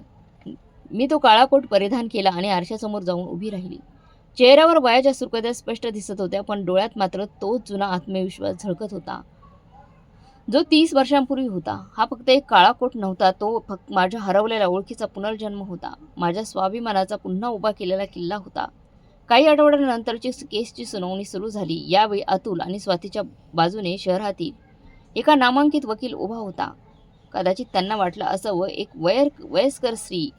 वयोवृद्ध स्त्री त्यांच्यासमोर किती टिकणार आहे. पण त्यांना हे ठाऊक नव्हतं की जिला ते कमकुवत समजत होते, साधीसुधी समजत होते, तीच एकेकाळी या शहरातील सर्वात तेजस्वी आणि निर्भीड वकील होती. आज ती पुन्हा कोर्टात उभी होती. फक्त एका आईच्या रूपात नव्हे तर आपल्या हक्कासाठी, आपल्या पतीला न्याय मिळवून देण्यासाठी आणि सर्वात महत्त्वाचं म्हणजे स्वतःच्या आत्मसन्मानासाठी ती उभी होती. ही आता साधी केस राहिली नव्हती. ही होती एका आईची जळणारी वेदना, एका पत्नीच्या न्यायासाठीचा आक्रोश आणि एका स्त्रीच्या अस्तित्वाची तीव्र हाक. काही दिवसांनी पहिला सुनावणीचा दिवस उजाडला. अतुल आणि कविताने शहरातील सर्वात मोठे वकील मिस्टर मिलिंद कुलकर्णी यांना नेमलं होतं. त्यांना पूर्ण खात्री होती की ही केस ते सहज जिंकतील. पण त्यांना अजिबात कल्पना नव्हती की यावेळी ते केवळ एका प्रकरणाशी नव्हे तर एका तुटलेल्या आईच्या वेदनांशी, एका पत्नीच्या न्यायासाठी संघर्षाची आणि एका स्त्रीच्या आत्मसन्मानाशी सामना करत आहेत. कोर्टात कार्यवाही सुरू झाली. मिस्टर कुलकर्णी आत्मविश्वासाने उभे राहिले आणि त्यांनी आपला मुद्दा मांडायला सुरुवात केली. माननीय न्यायमूर्ती महोदय, हे प्रकरण जे अत्यंत विलक्षण आहे. माझ्या संपूर्ण कारकिर्दीत मी कधी असा विचार केला नव्हता की एक आई स्वतःच्या मुलांकडून पैसे परत मागेल, आणि तेही पैसे जे त्यांच्या वडिलांनी स्वतःच्या इच्छेने त्यांना दिले होते. माझे क्लायंट अतुल आणि स्वाती यांचे वडील स्वर्गीय विश्वासराव आता या जगात राहिलेले नाहीत. त्यांच्या निधनानंतर त्यांची पत्नी म्हणजेच माझे क्लायंटची त्यांची आईच त्यांच्याकडून तेच पैसे परत मागत आहे. आता या वयात त्या पैशांचं काय करणार आहेत त्या, हे कदाचित त्यांनाच ठाऊक असेल. पण इतकं नक्की आहे की त्या पैशांची गरज त्यांच्या मुलांना अधिक आहे आणि त्यांचं संपूर्ण आयुष्य अजून पुढं उभं आहे. कदाचित स्वार्थाच्या आंधळेपणामुळे त्यांनी इतकं टोकाचं पाऊल उचललेलं आहे की त्यांनी स्वतःच्या मुलावरचाच खटला दाखल केला आहे. आणि इतकंच नव्हे तर त्या स्वतः ही केस लढण्यासाठी उभ्या राहिल्या आहेत. कदाचित त्यांना एखादा वकीलही मिळाला नसेल. त्यांच्या शब्दामध्ये उपरोध होता, टोचणी होती, एक प्रकारचं टोचून बोलण्यासारखं वाक्य होती आणि एक प्रकारचा गर्वही होता. पण त्यांना अजूनही हे समजलं नव्हतं की त्यांच्यासमोर उभी असलेली स्त्री फक्त एक आई नव्हती, तर वादळासारखी परतलेली एक वकील आहे. त्यांचं बोलणं संपताच कोर्टात हलकीशी कुजबूज सुरू झाली. मी मात्र शांतपणे उभं राहून सगळं पाहत होती. माझी नजर अतुल, स्वाती, संदीप आणि पूजाच्या चेहऱ्यावर खेळली होती. त्यांच्या चेहऱ्यावर आश्चर्य स्पष्ट दिसत होतं, कारण त्यांनी मला पहिल्यांदाच वकिलाच्या रूपात पाहिलं होतं. चौघही एकमेकांशी हळू आवाजात काहीतरी कुजबुजत होते. त्यांच्या नजरेत आत्मविश्वास होता. इतक्यात माझं लक्ष संदीपकडे गेलं. त्याच्या ओठावर एक उपरोधक व्यंगात्मक हास्य उमटलं होतं. जणू तो नजरेतून मला सांगत होता, आता तू म्हातारी झाली आहेस का आई? तू काय करणार आहेस? तुझ्यात ती ताकद उरलेली नाही. पण मी डगमगली नाही. मी शांतपणे त्या माझ्या क्षणाची वाट पाहत उभी राहिली. मिस्टर कुलकर्णीचा युक्तिवाद संपताच मी आत्मविश्वासाने उभी राहिली आणि माझं म्हणणं मांडायला सुरुवात केली. माननीय न्यायमूर्ती महोदय, माझा मुलगा अतुल आणि मुलगी स्वाती यांना अगदी सहजपणे बिचारी म्हणून दाखवण्यात आला आहे. पण कुणी कधी या पैशामागचं खरं सत्य जाणून घेण्याचा प्रयत्न केला आहे का हो?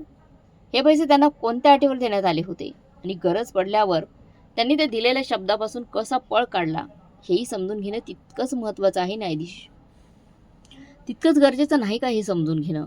माझा आवाज हळूहळू ठाम होत गेला आणि मग मी प्रत्येक शब्दात सत्य उलगडू लागले. माझ्या नवऱ्याने आयुष्यभर कष्ट करून लाखो रुपये साठवले होते आमच्या म्हातारपणासाठी, आमच्या काळजी घेण्यासाठी.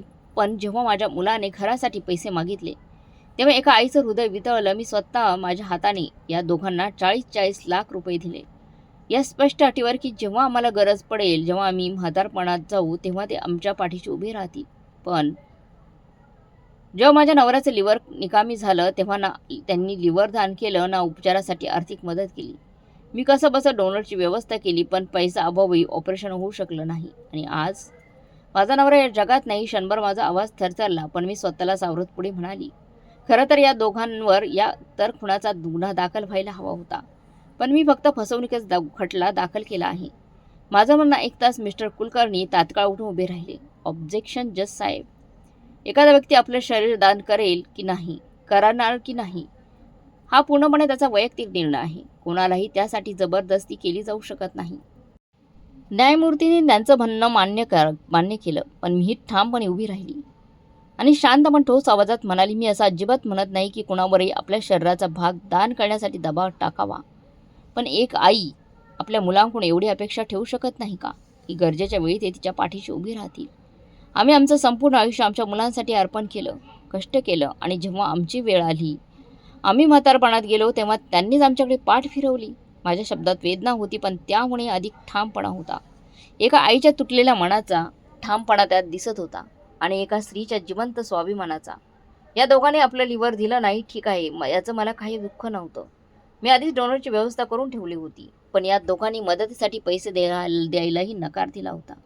हे मात्र मनाला चटका लावणारं होतं. आणि त्याहूनही वेदनादायक गोष्ट म्हणजे त्यांनी आमच्याकडून पैसे घेताना गरज पडली तर ते परत करू असा शब्द दिला होता. यानंतर कोर्टात आरोप प्रत्यारोप असा विळखा सुरू झाला, ज्याची मी स्वप्नातही कल्पना केली नव्हती. वातावरण तंग झालं होतं. तेवढ्यात मिस्टर कुलकर्णी उभे राहिले आणि आत्मविश्वासाने म्हणाले, माननीय न्यायाधीश महोदय, श्रीमती सुमित्रा देवी एक बनावट कथा मांडत आहेत, पण यामागचं खरं सत्य काही वेगळंच आहे. ते सत्य समोर आणण्यासाठी मी त्यांच्या मुलाला अतुलला कटघरात बोलवू इच्छितो. अतुल कटघरात आला आणि त्याच्या चेहऱ्यावरचे भाव असे होते जणू त्याच्यावर आभाळ कोसळलेलं होतं. एकदम हतबल, अन्यायग्रस्त मुलगा असल्याचा आव आणत तो उभा होता. मिस्टर कुलकर्णी त्याला विचारतात, तुमच्या वडिलांनी तुम्हाला जे पैसे दिले ते या अटींवर दिले होते की तुम्ही ते परत करा? क्षणभर अतुल शांत राहिला आणि मग थरथरत्या आवाजात म्हणाला, नाही हो, हे पूर्णपणे खोटं आहे. माझ्या वडिलांनी रिटायरमेंटनंतर मला आणि माझ्या बहिणीला स्वातीला 40-40 लाख रुपये त्यांच्या स्वतःच्या इच्छेने दिले होते. आम्ही फक्त एवढंच म्हटलं होतं की आम्हाला घर घ्यायचं आहे आणि अर्धे पैसे आमच्याकडे आहेत. तेव्हा ते स्वतःच म्हणाले की उरलेले पैसे मी देतो. शेवटी हे सगळं माझ्या मुलांसाठीच आहे. तो बोलता बोलता थांबला आणि मग अचानक माझ्याकडे बोट दाखवत म्हणाला, पण आईला ते पैसे आम्हाला द्यायचे नव्हते. तिची नजर नेहमी बाबांच्या संपत्तीवर, त्यांच्या पेन्शनवर आणि रिटायरमेंटच्या पैशांवर होती. तिला सगळं स्वतःजवळ ठेवायचं होतं, म्हणजे ती आरामात आयुष्य जगू शकेल. माझ्याच मुलांच्या तोंडून हे अशा प्रकारचे शब्द ऐकून माझ्या पायाखालची जमीन सरकली. मी स्तब्ध उभी राहिली, त्याच्याकडे पाहत होती, जणू वेळ थांबून गेली होती. पण अतुल इथेच थांबला नाही. तो पुढे म्हणाला, बाबा आमच्यावर खूप प्रेम करत होते हो. ते स्वतः म्हणाले होते की आता आम्हाला पैशांची गरज नाही, पेन्शन मिळते, पण मुलांच्या आयुष्याला आत्ताच सुरुवात झाली आहे, त्यामुळे त्यांना पैशांची जास्त गरज आहे आमच्यापेक्षाही. आईने त्यांना खूप थांबवण्याचा प्रयत्न केला. एवढंच नाही तर त्या रात्री दोघांमध्ये खूप मोठा वाद झाला. आम्ही सगळे तिथेच होतो. आम्ही सगळ्यांनी तो वाद ऐकला. आम्हाला खूप वाईट वाटलं. खरं तर आम्हाला पैसे परत करायचे होते, पण बाबांनी ऐकलं नाही आणि त्यांनी ते आम्हाला दिले. तो खोटे अश्रू ढाळत पुढे म्हणाला, दुसऱ्या दिवशी आम्ही परत आलो आणि त्याच पैशांनी घर घेतलं. पण काही महिन्याने बाबांचा लिव्हरचा त्रास पुन्हा सुरू झाला. आई जी सांगत होती की आम्ही मदत केली नाही ते पूर्णपणे खोटं आहे. आम्हाला तर त्यांना लिव्हर द्यायचं होतं. पण कदाचित आईलाच वाटत होते की बाबा लवकरात लवकर मरावेत. हे शब्द ऐकताच मला असं वाटलं जणू माझ्या कानातून रक्त वाहायला लागलं आहे. अंगातील सगळी शक्ती क्षणात निघून गेली. मी तिथेच कोसळेल की काय अशा अवस्था झाली होती. माझाच मुलगा माझ्यावर इतकी घाणेरडे निर्दयी आरोप करत होता. तो क्षण आठवला तरी आजही काळीज गोठून जातं. माझ्या अस्तित्वाला जणू कोणीतरी निर्दयीपणे चिरडलं होतं. अतुल पुढे म्हणाला, आम्हाला तर सत्य तेव्हाच कळलं जेव्हा सगळी संपत्ती संपून गेली होती आणि त्यानंतर आई आमच्यावर आरोप करू लागली की आम्ही पैसे दिले नाहीत म्हणून. बाबा गेले. इतकं बोलून तो तिथेच रडू लागला. क्षणात संपूर्ण कोर्टरूममध्ये गूढ शांतता पसरली. पण त्या शांततेतही हळूहळू कुजबूज सुरू झाली. लोकांच्या नजरा माझ्याकडे वळल्या. कोणी संशयाने तर कोणी तिरस्काराने. काही जण जणू हळू आवाजात पुटपुटत होती, कसली आई आहे ही? पैशासाठी स्वतःच्या नवऱ्यालाही वाचवलं नाही. दुसऱ्या बाजूला स्वाती आणि पूजा, संदीप डोळ्यात पाणी आणून रडत होते. जणू काही त्यांच्यावरच अन्यायाचा डोंगर कोसळला होता. हे सगळं माझ्या सहनशक्तीच्या पलीकडचं होतं. तरी मी स्वतःला सावरलं. छातीत साचलेला संताप आवरत मी ठाम आवाजात म्हणाले, ऑब्जेक्शन माय लॉर्ड, हे सगळं खोटं आहे. माझ्यावर निराधार आरोप जात आहेत. पण न्यायाधीशाने मला शांत राहण्यास सांगितलं. तेवढ्यात मिस्टर कुलकर्णी पुन्हा उभे राहिले आणि म्हणाले, माय लॉर्ड, लक्ष्मणदेवींचा हा संताप दाखवते की सत्य त्यांना किती बोचत आहे. आता सगळं स्पष्ट झालं आहे. हे संपूर्ण प्रकरण पैशांचं आहे आणि सुमित्रादेवी लोभाने आंधळ्या होऊन स्वतःच्याच मुलांच्या विरुद्ध खटला दाखल केलेला आहे. त्या दिवशी सुनावणी तिथेच संपली. पण माझ्या आत मात्र सगळं काही तुटून पडलं होतं. असं वाटत होतं जणू सत्य माझ्या हातातून वाळूसारखं निष्ठत चाललेलं आहे. तरी मी हार मानली नाही. मी स्वतःला सावरलं. माझ्या अनुभवाला उजाळा दिला. डोकं शांत केलं आणि प्रत्येक घटनेला, प्रत्येक आठवणीला जोडायला सुरुवात केली. हळूहळू सगळ्या तुकड्यांमधून एक स्पष्ट चित्र उभं राहू लागलं. जणू मी एखादं गुंतागुंतीचं कोडं सोडवत होती आणि त्यामागचं खरं सत्य माझ्यासमोर उलगडत होतं. पुढची सुनावणी 15 दिवसांनी होती. यावेळी मात्र मी ठरवलं होतं, सत्य लपून राहणार नाही. या 15 दिवसात मी एक एक प्रत्येक पुरावा गोळा केला. प्रत्येक कडी जळवली. प्रत्येक खोटं उघड करण्याची तयारी केली आणि अखेर ती तारीख आली. कोर्ट पुन्हा एकदा लोकांनी खचाखच भरलं होतं. वातावरण पूर्वीसारखंच होतं. पण यावेळी माझ्यात फरक होता. भीती नव्हती. होती ती फक्त एक अनाकलनीय आत्मविश्वासाची जाणीव. मिस्टर कुलकर्णी पुन्हा तेच आरोप मांडू लागले. एकामागून एक. अतुल, स्वाती, संदीप आणि पूजाला कटघरात बोलवलं गेलं. चौघांनी पुन्हा तीच कथा सांगायला सुरुवात केली. तेच खोटं, तेच बनावट अश्रू, तेच निरागसपणाचं नाटक. पण यावेळी मी कोसळली नाही. ते पूर्ण एकी करून आले होते. मी शांतपणे उभं राहून सगळं ऐकत होती. प्रत्येक शब्द, प्रत्येक हावभाव नीट पाहत होती.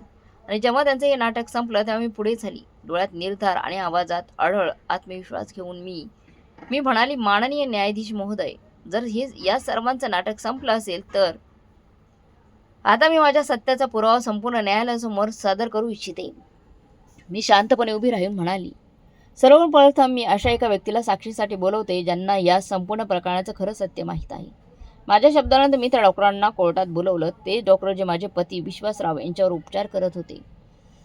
डॉक्टरांनी साक्षीदारांच्या कडघरात उभं करण्यात आलं आणि त्यांनी सांगायला सुरुवात केली. त्यांच्या प्रत्येक शब्दासोबत कोर्टातील वातावरण हळूहळू बदलत गेलं. डॉक्टरांनी स्वतः सांगितलं कशा प्रकारे मी विश्वासरावांना तातडीने हॉस्पिटलमध्ये दाखल केलं होतं. तपासणीनंतर त्यांचं लिव्हर गंभीररित्या खराब झाल्याचं समोर आलं आणि त्या क्षणी एकच आशा उरली होती, लिव्हर ट्रान्सप्लांट. मी क्षणाचा विलंब न करता माझ्या दोन्ही मुलांना बोलावून घेतलं. त्याचं ब्लड ग्रुपची चाचणी करून घेतली, या अपेक्षेने की ते आपल्या वडिलांचा जीव वाचवण्यासाठी पुढे येतील. पण त्या क्षणी त्यांनी स्पष्ट शब्दात नकार दिला. आम्ही आमचं लिव्हर दान करू शकत नाही. त्या शब्दाने माझा मनाचा ठावच गेला. पण तरी मी हार मानली नाही. जवळपास 15 दिवस मी दारोदार भटकत राहिली. प्रत्येक ठिकाणी धावपळ केली. एखादा डोनर मिळावा म्हणून जीव तोडून प्रयत्न केले. शेवटी डोनर मिळालाही. पण तोपर्यंत उपचारासाठी लागणाऱ्या पैशांची व्यवस्था करण्यात इतका वेळ निघून गेला की माझा नवरा या जगाचा निरोप घेऊन निघून गेला होता. डॉक्टरांची ही साक्ष ऐकताच संपूर्ण कोर्टात एक गडद शांतता पसरली. त्या शांततेत प्रत्येकाचा श्वासही जड झाल्यासारखा वाटत होता आणि त्या चौघांच्या चेहऱ्यावरचा रंग उडालेला स्पष्ट दिसत होता. मिस्टर कुलकर्णी जे आत्तापर्यंत आत्मविश्वासाने बोलत होते, आता त्यांच्या कपाळावर घामाचे थेंब चमकत होते. सत्य समोर आलं होतं आणि त्या सत्यासमोर त्यांच्याकडे कोणतंच उत्तर उरलेलं नव्हतं. त्या क्षणी मला जाणवलं, सत्य कितीही दडपून ठेवलं तरी एक दिवस ते प्रकाशात येतच आणि त्या प्रकाशात प्रत्येक खोटं आपोआप विरघळून जातं. काही क्षण कोर्टात पूर्ण शांतता होती. जणू प्रत्येक जण नुकतंच उघड झालेल्या सत्याला आपल्या मनात बसवण्याचा प्रयत्न करत होती. न्यायमूर्ती शांत पण कठोर नजरेने वर पाहिलं आणि म्हणाले, मिस्टर कुलकर्णी, तुम्हाला अजून काही सांगायचं आहे का? कुलकर्णी काही क्षण गप्प बसले. त्यांच्या चेहऱ्यावर विचारांची स्पष्ट छाया स्पष्ट दिसत होती. जणू ते शेवटचा डाव टाकण्याच्या तयारीत होते. आणि मग त्यांनी हळूहळू बोलायला सुरुवात केली. हो माननीय न्यायमूर्ती महोदय, आतापर्यंत जे काही समोर आलं आहे ते त्यांच्या कुटुंबातील वैयक्तिक बाब असू शकतात, पण या प्रकरणाचा मूळ मुद्दा काही वेगळाच आहे. ते पुढे म्हणाले, इथे प्रश्न आहे तो पैशांच्या देण्या घेण्याचा आणि हे कुणीही नाकारू शकत नाही की मिस्टर विश्वासरावांनी जिवंतपणे स्वतःच्या इच्छेने आपली संपत्ती आपल्या दोन्ही मुलांमध्ये वाटून दिली होती. आता ते या जगात नाहीत. त्यामुळे त्यांच्या अनुपस्थित कोणती कथा रंगवली जाऊ शकते की पैसे कोणत्या अटींवर दिले गेले होते किंवा नव्हते. डॉक्टरांची साक्ष त्यांच्या ठिकाणी योग्य आहे, पण पैशांचा व्यवहार हा फक्त विश्वासराव, सुमित्रा देवी आणि त्यांच्या मुलांमधला वैयक्तिक विषय आहे. आणि आता विश्वासराव हयात नसताना सुमित्रा देवी कोणत्या आधारावर त्या पैशांवर आपला अधिकार सांगत आहेत? जर हे पैसे सुमित्राताईंनी दिले असते तर गोष्ट वेगळी असती. पण जेव्हा वडिलांनी स्वतःच्या इच्छेने आपल्या मुलांना दिले आहे तेव्हा हे प्रकरण इथे संपवायला हवं. म्हणून माझं स्पष्ट म्हणणं आहे की ही केस टिकत नाही. त्यांनी आपलं म्हणणं पूर्ण केलं आणि आपल्या जागेवर बसले. पुन्हा एकदा कोर्टात हलकी कुजबूज सुरू झाली. पण यावेळी प्रत्येकाची नजर माझ्यावर खेळलेली होती. मी हळूहळू उभी राहिले. माझ्या ओठावर एक हलकंसं आत्मविश्वासपूर्ण हसू होतं. जर मला आधीपासूनच ठाऊक होतं आता पुढे काय घडणार आहे. मी पूर्ण आत्मविश्वासाने उभी राहून म्हणाली, माननीय न्यायमूर्ती महोदय, मिस्टर कुलकर्णी यांचं म्हणणं काही अंशी खरं आहे. पैसे माझ्या नवऱ्यानेच कमावले होते, पण ते संपूर्ण सत्य नाही. माझा आवाज आता अधिक ठाम झाला होता. खरं सत्य असं आहे की माझ्या नवऱ्याने त्यांच्या निवृत्तीचे सर्व पैसे माझ्या नावावर ठेवले होते. ते सर्व पैसे माझ्या बँक खात्यावर जमा झाले होते आणि जेव्हा माझ्या मुलांनी पैसे मागितले तेव्हा ते पैसे माझ्या खात्यातून त्यांच्या खात्यामध्ये हस्तांतरित करण्यात आले आहे. हे शब्द उच्चारताच कोर्टातील वातावरण क्षणात बदललं. मिस्टर कुलकर्णी, अतुल, पूजा, कविता आणि संदीप सगळ्यांच्या चेहऱ्यावरचा रंग फटकन उडाला. कदाचित त्यांनी कधीच या गोष्टीकडे लक्ष दिलं नव्हतं की पैसे नेमके कोणाच्या खात्यातून गेले होते. मी पुढे जात शांतपणे सर्व बँकेची कागदपत्र न्यायमूर्ती समोर ठेवली. जज साहेब, ही माझ्या बँक व्यवहाराची संपूर्ण नोंद आहे. तुम्ही स्वतः पाहू शकता. 40 लाख रुपये मी माझ्या मुलीच्या स्वातीच्या खात्यावर आणि 40 लाख रुपये माझ्या मुलाच्या अतुलच्या खात्यावर हस्तांतरित केले आहेत. मी एक क्षण थांबल्याने ठाम स्वरात पुढे म्हणाले, जेव्हा हा पैसा माझ्या खात्यातून गेला आहे तेव्हा कायद्यानुसार तो माझाच पैसा आहे. न्यायमूर्तीने आपला चष्मा थोडा खाली सारला आणि एक एक कागद अगदी बारकाईने पाहू लागले. पुन्हा एकदा कोर्टात शांतता पसरली, पण यावेळी ती शांतता माझ्या बाजूने उभी होती. माझं प्रत्येक वाक्य, प्रत्येक पुरावा आता निर्विवादपणे सत्याची साक्ष देत होता. हा केवळ वाद उरला नव्हता, तर हा आता न्यायाचा निर्णयाचा क्षण होता. कागदपत्र पाहून झाल्यानंतर न्यायमूर्तीने पुन्हा मिस्टर कुलकर्णीकडे नजर वळवली आणि गंभीर स्वरात विचारलं, मिस्टर कुलकर्णी, तुम्हाला अजून काही सांगायचं आहे का? कुलकर्णी क्षणभर चाचपडले. जणू शब्दांनी त्यांची साथ सोडली होती. तरी स्वतःला सावरत ते पुढे उभे राहिले आणि म्हणाले, माननीय न्यायमूर्ती महोदय, हे पूर्णपणे कायदेशीर नाही. हे मान्य आहे की की पैसे सुमित्रा देवी यांच्या खात्यातून हस्तांतरित झाले आहेत, पण ती एक भेट होती आणि कायद्यानुसार दिलेली भेट परत मागता येत नाही. हो, ते पुढे म्हणाले, सुमित्रा देवींकडे असा कोणताही ठोस पुरावा नाही की हे पैसे कर्ज म्हणून दिले गेले होते. त्यामुळे त्यांच्या दाव्याला कोणताही ठोस आधार नाही. त्यांचं बोलणं संपताच माझ्या होटांवर हलकंसं पुन्हा एकदा हसू उमटलं. मी शांतपणे धारदार स्वरात म्हणाली, मिस्टर कुलकर्णी, तुमच्यासारख्या अनुभवी वकिलाकडून इतकं बालिश विधान ऐकायला मिळेल अशी मला अपेक्षा देखील नव्हती. मी पुढे ठामपणे म्हणाले, जर मी हे पैसे भेट म्हणून दिले असते तर मी आज इथे कोर्टात उभी राहून ते परत मागितले असते का? मी अजूनही जिवंत आहे आणि मी माझ्याच दिलेल्या पैशांची मागणी माझ्या मुलांकडे करत आहे. हा स्वतःमध्येच सर्वात मोठा पुरावा नाही का की ते पैसे भेट नव्हते? हे मी सांगतेय. क्षणभर थांबून मी आणखी स्पष्ट केलं, आणि जिथपर्यंत पुराव्याचा प्रश्न आहे, तर जसा कोणताही ठोस पुरावा नाही की मी ते पैसे कर्ज म्हणून दिले होते, तसाच कोणताही पुरावा नाही की ते पैसे मी भेट म्हणून दिले होते. माझं वाक्य पूर्ण होताच पुन्हा कोर्टात कुजबूज सुरू झाली. पण यावेळी ते कुजबुजीत संभ्रम नव्हता, तर सत्याची जाणीव होती. मिस्टर कुलकर्णीच्या चेहऱ्यावरची छटा पूर्णपणे बदलली होती. त्यांच्याकडे आता कोणतंच ठोस उत्तर उरलेलं नव्हतं. ते चिडून आपल्या हातांची मुठी घट्ट आवळून चिडून शांतपणे बसून राहिले होते आणि शांतपणे आपल्या जागेवर बसून राहिले होते. जणू पराभवाचा त्यांना मनोमन त्यांनी स्वीकारला होता. आणि दुसरीकडे अतुल, पूजा, स्वाती आणि संदीप स्तब्ध उभे राहून त्यांच्याकडे पाहत होते. त्यांच्या चेहऱ्यावरचे भाव जणू सांगत होते. त्यांना अजूनही विश्वास बसत नव्हता की त्यांनी विणलेलं सगळं जाळं, जे जाळं टाकलेलं होतं त्याची सगळी चलाकी आता वाळूसारखी त्यांच्या हातातून निसटून चाललेली होती. जज साहेबांनी शांतपणे पेन उचललं. काही क्षण त्यांनी समोर ठेवलेल्या कागदांकडे नजर रोखून पाहिलं. कोर्टात पुन्हा एकदा गाढ शांतता पसरली होती. प्रत्येकाचा श्वास जणू थांबला होता. सगळे त्यांच्या निर्णयाची वाट पाहत होते. काही क्षणानंतर त्यांनी ठाम आवाजात निर्णय जाहीर केला. कोर्टासमोर सादर करण्यात आलेल्या पुराव्यांनुसार हे स्पष्ट होतं की संबंधित जी काही 80 लाखाची रक्कम होती ती रक्कम सुमित्रा देवी यांच्या बँक खात्यातून ट्रान्सफर करण्यात आली होती. तसेच ही रक्कम भेट म्हणून दिली गेली होती. त्याचा कोणताही ठोस पुरावा सादर करण्यात आलेला नाही. त्यावेळी सुमित्रा देवी जर आपल्या पैशांची परतफेड मागत असतील, त्यांना ते पैसे हवे असतील, तर तो त्यांचा पूर्णपणे वैध अधिकार आहे. क्षणभर थांबून त्यांनी हात जोडले. म्हणूनच कोर्ट असा आदेश देतं की अतुल आणि स्वाती यांनी 2 महिन्याच्या आत प्रत्येकी 40 लाख रुपये सुमित्रा देवींना परत करावेत. ही रक्कम कोणत्याही परिस्थितीत परत करणं ही त्यांची कायदेशीर जबाबदारी असेल. हे शब्द कोर्टात घुमताच वातावरणात एकच हालचाल निर्माण झाली. काही क्षणातच टाळ्यांचा कडकडाट संपूर्ण सभागृहात दुमदुमला. आजचा हा विजय केवळ पैशांचा नव्हता, तो एका आईच्या आत्मसन्मानाचा होता. एका पत्नीवर झालेल्या अन्यायाविरुद्ध न्यायाने दिलेल्या ठाम उत्तराचा होता. मी तिथेच उभी होती.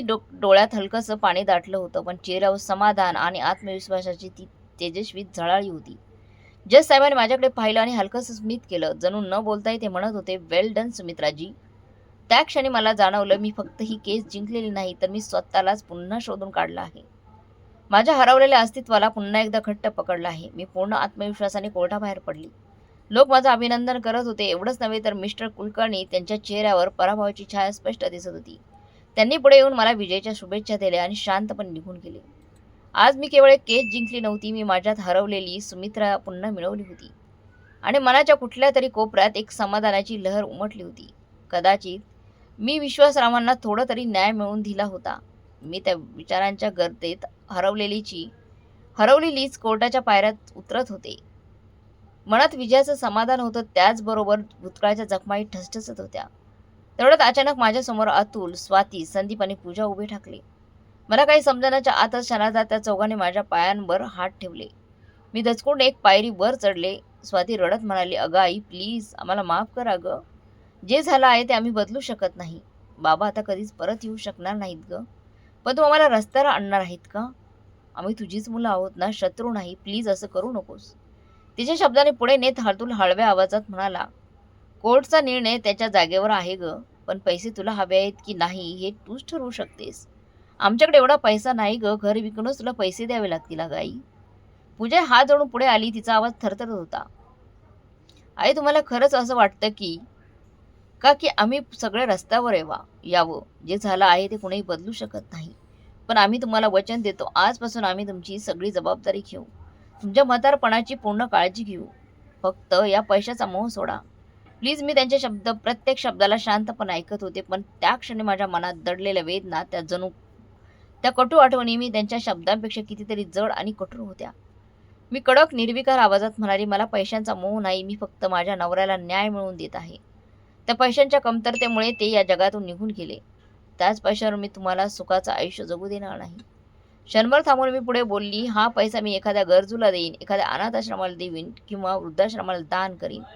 पण तुम्हाला स्वतःच्या पायावर उभं राहायला शिकावंच लागेल. मला माझा पैसा परत हवा आहे. माझे शब्द ऐकाच ते चौघं एक सुरात मला हाक मारत राहिले, अगं आई, आई. मला आता माझं मन दगडासारखं कठोर झालं होतं. त्यांच्या कोणत्याही हाकेला मी प्रतिसाद दिला नाही. मी मोठ्या ठाम पावलांनी पायऱ्या उतरले आणि तिथून निघून गेले. कोर्टाबाहेर येताच मी एक रिक्षा थांबवली आणि निशब्दपणे त्यात बसले. रिक्षा पुढे सरकत होती आणि मी ही भूतकाळात मागे टाकत एका नव्या कठोर पण स्वाभिमानी प्रवासाकडे निघाली होती.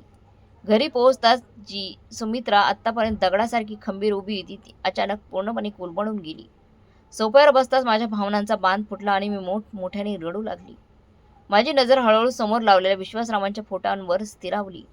डोळ्यातून अश्रू उघळत असतानाच मी जड जड आणि थरथरत्या आवाजात बोलू लागली, मला माहीत नाही मी योग्य केलं की चुकीचं. पण मला इतकंच वाटतंय की कदाचित अशाच प्रकारे मी तुम्हाला न्याय देऊ शकले असते. माझ्या सांगण्यावरूनच तुम्ही तुमचे सगळे पैसे मुलांना दिले होते आणि आज मी तेच पैसे त्यांच्याकडून आता ते परत घेतले आहेत हो. क्षणभर मी थांबली, श्वास जड झाला होता. मी आता त्या मोहातून मुक्त झाले आहे. पण दुर्दैवी इतकंच की आज तुम्ही माझ्यासोबत नाहीत आणि कुठे ना कुठे या सगळ्यासाठी मीही दोषी आहे. 100% मी दोषी आहे. कदाचित त्याची शिक्षा मला आयुष्यभर एकटेपणातच भोगावी लागणार आहे. खोलीत एक गडद बोचरी शांतता पसरली होती. जणू प्रत्येक भिंत माझ्या वेदनेची साक्ष देत होती. आणि त्या शांततेत मी एक ठाम निर्णय घेतला. आता मी माझं आयुष्य पुन्हा नव्याने सुरू करणार. दुसऱ्या दिवसापासून मी माझी प्रॅक्टिस पुन्हा एकदा नव्याने जोमाने परत चालू केली. स्वतःला सावरत प्रत्येक दिवस नव्याने जगण्याचा प्रयत्न करू लागली. आणि काहीच दिवसांनी परिस्थितीसमोर हार मानत अतुल आणि स्वातीला आपलं घर विकावं लागलं आणि त्यांनी मला पैसे परत केले. त्या पैशांपैकी अर्धी रक्कम मी एका वृद्धाश्रमाला दान केली आणि उरलेले पैसे सुरक्षित ठिकाणी ठेवले.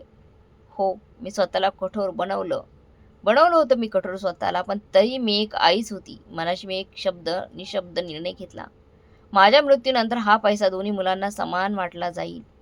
पण तोपर्यंत त्यांना त्यांच्या कर्माची फळं भोगावी लागतील. संघर्ष करावा लागेल. आयुष्याचं खरं सत्य समजून घ्यावं लागेल. विश्वासरावांच्या पेन्शनवर माझा उदरनिर्वाह निवांतपणे चालू होता. पण या सगळ्या अनुभवातून मी एक गोष्ट कदाचित कायमची शिकली. माणसाने आपल्या म्हातारपणाची सुरक्षितता नेहमी स्वतःच्या हातात ठेवली पाहिजे. तर मग मित्रमैत्रिणींनो, तुम्हाला काय वाटते? सुमित्राजींनी जे काही केलं ते योग्य होतं की अयोग्य? कमेंट करून नक्की कळवा. आणि आजची कथा चांगली वाटली असेल तर लाईक, शेअर, सबस्क्राईब नक्की करा. भेटूया पुढच्या कथेत. तोपर्यंत धन्यवाद.